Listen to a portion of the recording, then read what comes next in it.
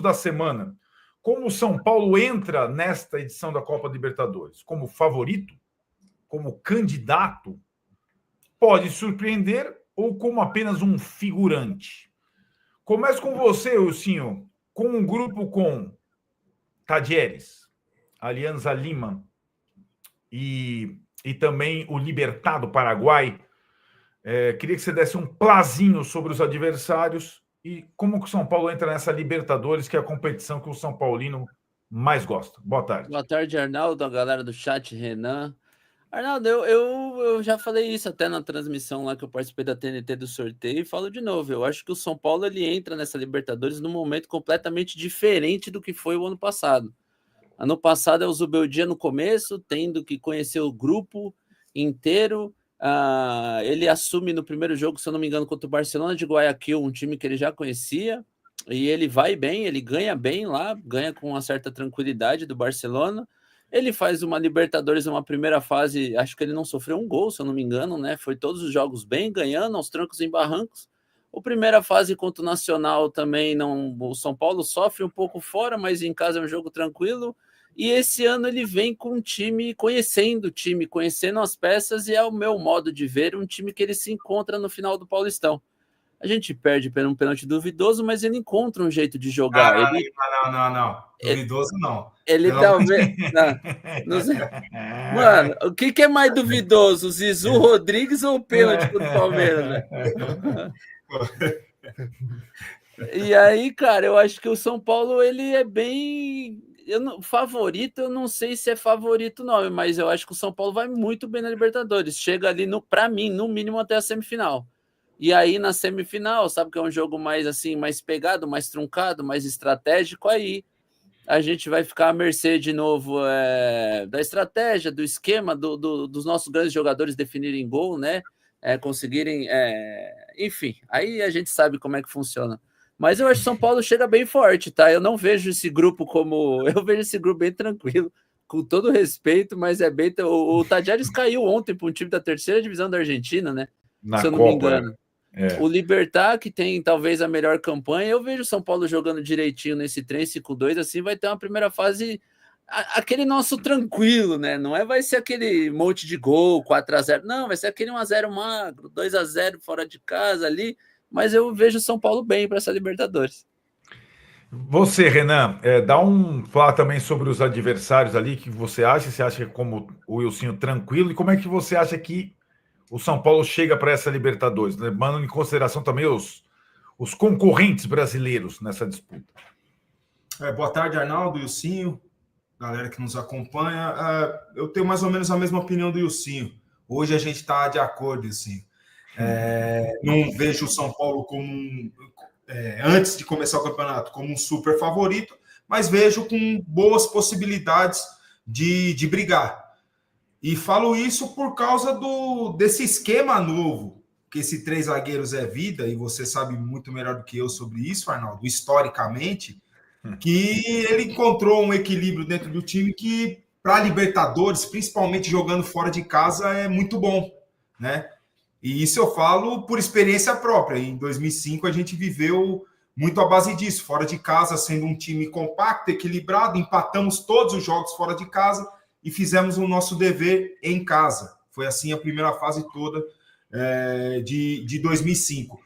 Sobre o grupo especificamente, Arnaldo, não achei o mais simples possível, mas também nada de dificuldade. O que eu menos queria, graças a Deus não aconteceu, que foi pegar o Bahia, né? Que do pote 4 ali, um time muito forte, um time forte. Eu não queria ver o Rogério com 60 mil no Morumbi, ele no banco do adversário.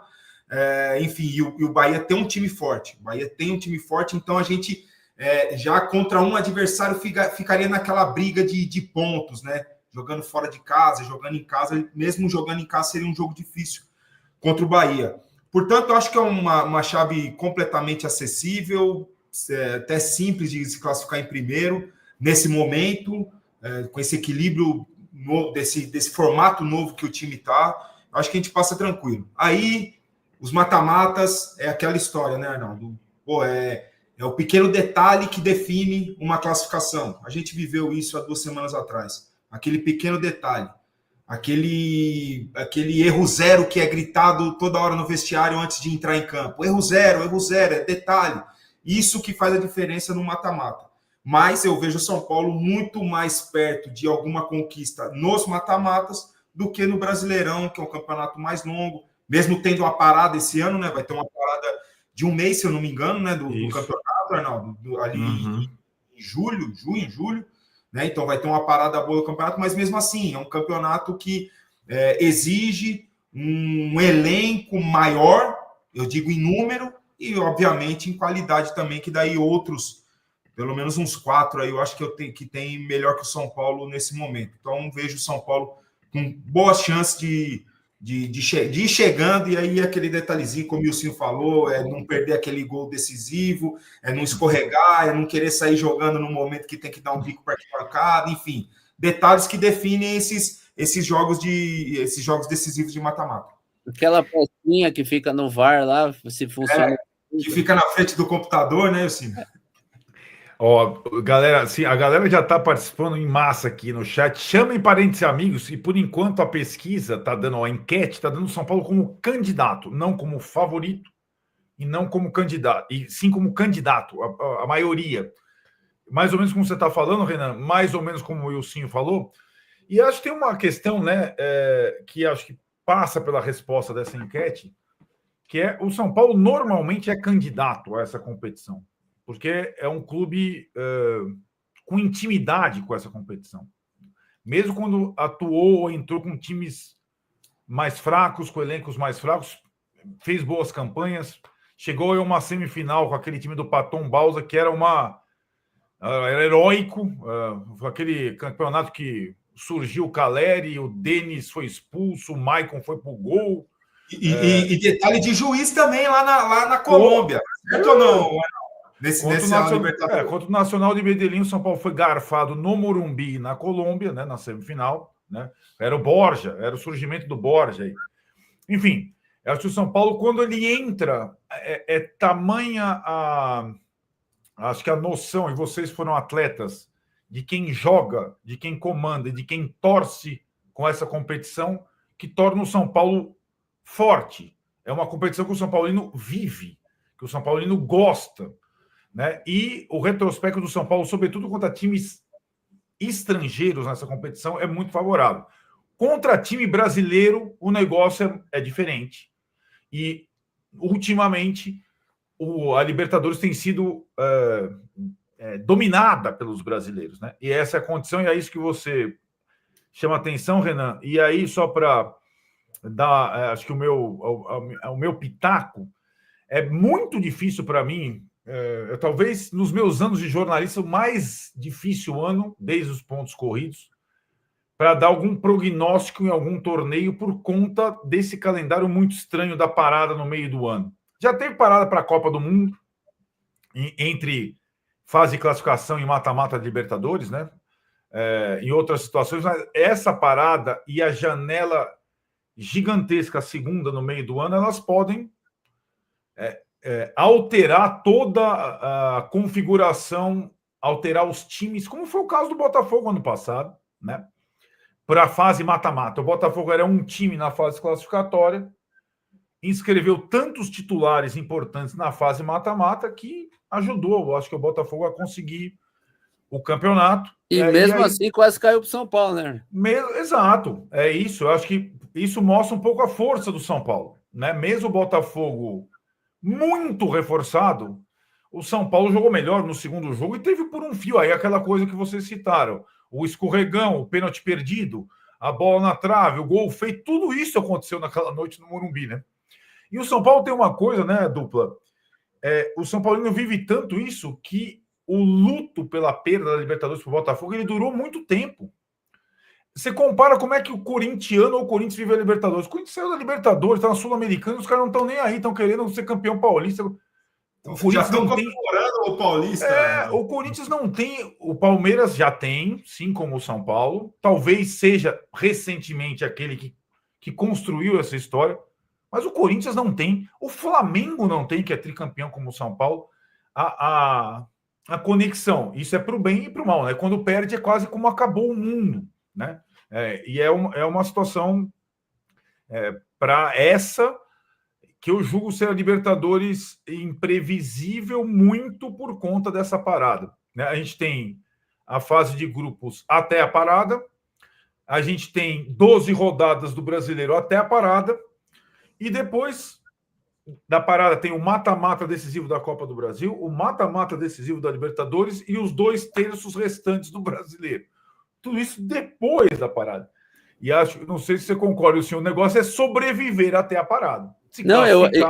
Eu acho também, Arnaldo, que o Zubeldia vai ter que ficar muito atento ao planejamento, porque a gente já viu que sob pressão ele muda, como ele mudou em Brasília. Ele foi com planejamento, não teve os resultados, né? Não teve uma boa sequência, mudou e colocou em risco.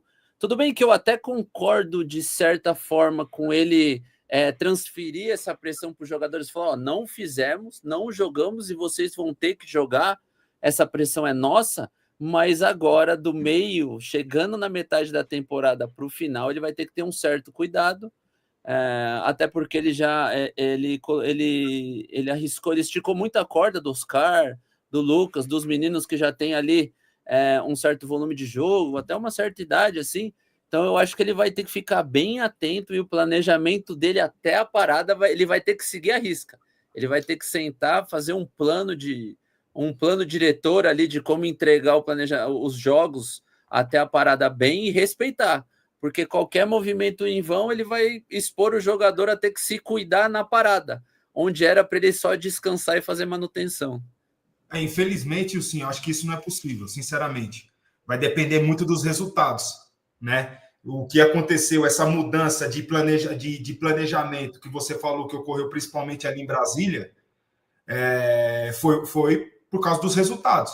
Então, se o resultado estiver andando da forma que se espera, quem sabe até você possa ter a convicção desse planejamento que com certeza está ali na planilha ali, conversado, debatido com a diretoria, com a fisiologia, enfim, com todo mundo.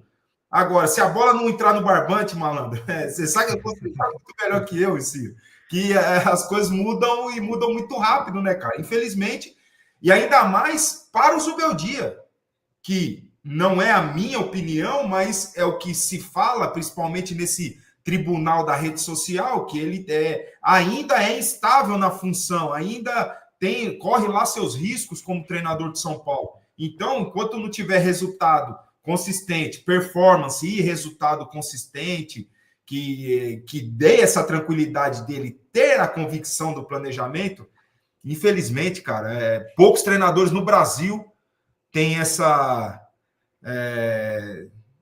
tranquilidade de Felipe Luiz no Flamengo. O Abel no Palmeiras, perdeu o primeiro jogo, o nego picha o muro, o nego mete pressão no cara, o cara tá lá faz 4 anos e pouco, enfim.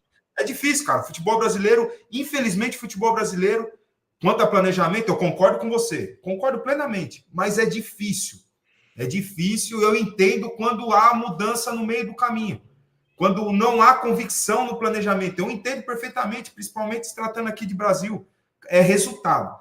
O planejamento do torcedor brasileiro é o quê? Resultado. Deu resultado, o planejamento está perfeito, a gestão está perfeita, pode postar, o presidente pode postar que está tudo certo. Não deu resultado, é assim, infelizmente é isso.